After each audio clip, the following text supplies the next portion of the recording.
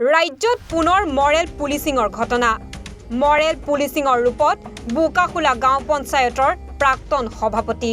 ছাগলী চোৰৰ অভিযোগত এজনক নিৰ্মম প্ৰহাৰ। তিতাবৰ বিধানসভা সমষ্টিৰ ৭৮ নং বোকাখোলা গাঁও পঞ্চায়তৰ প্ৰাক্তন সভাপতি তথা বিজেপি নেতা ৰাজু ভূঞাৰ বিৰুদ্ধে উত্থাপন হৈছে এই গুৰুতৰ অভিযোগ। ছাগলী চোৰৰ অভিযোগ তুলি ধৰি চাহ বাগিচাৰ বুবুল চাওৰা নামৰ এজন যুৱকক বেয়াকৈ প্ৰহাৰ কৰাৰ অভিযোগ ৰাজু ভূঞাৰ বিৰুদ্ধে। ৰাজু ভূঞাৰ প্ৰহাৰৰ ফলতে গুৰুতৰভাৱে আহত হয় বুবুল চাওৰা নামৰ যুৱকজন।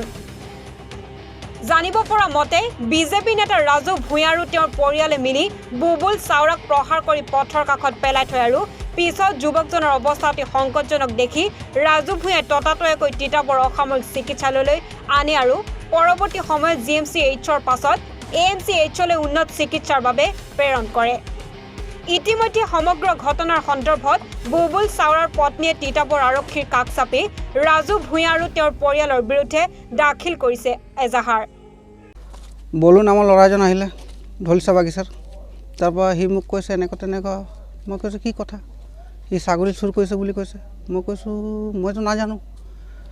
এই এনেকৈ কওঁতে তাক ৰাজু ভূঞা আহি ধাম ধিমকৈ মাৰিছে। তাৰপৰা মই তাক কৈছোঁ চোৰক এনেকুৱা মাৰিলেতো মানুহটো মৰি যাব, গতিকে আৰু কিবা উচিত ব্যৱস্থা আছে। কওঁতে ৰাজু ভূঞাই তাক বাহিৰত টানি উলিয়াই দিলে। মই কৈছোঁ মোৰ দোকানত হ'ব নালাগে, হাইজন কাজিয়া চাজিয়া বাহিৰত লৈ যাওক। তাৰ পাছত দেখিছোঁ নাকে মুখে তেজ বৈ আছে। ন্যায়টোৱে বিচাৰোঁ আৰু যাতে মানুহক তেনেকুৱা বেয়াকৈ মাৰিব নালাগে। মই গৈ চাইছোঁ হঠাৎ মাৰি পিট ব্লাড চালাড লৈ আছে, ৰাস্তাত পৰি আছে। তেতিয়া মই সুধিছোঁ কোনে মাৰিলে? তেতিয়া কৈছে ৰাজুদাৰ নাম কৈছে, সিহঁতিকেইটা মাৰিলে বোলো ভিতৰত আৰু সাক্ষী দিলে মোক। তেতিয়া কোনে মাৰিলে তাক সুধিলোঁ, যিহেতু দোকান হয়, যিখন দোকানী ব্যৱসায় কৰে তেওঁক সুধিলোঁ তো কোনে মাৰিলে? তেওঁ কৈছে আমুকে মাৰিলে বোলে। তুমি চালি নাই? মই চাইছোঁ বুলি ক'লে।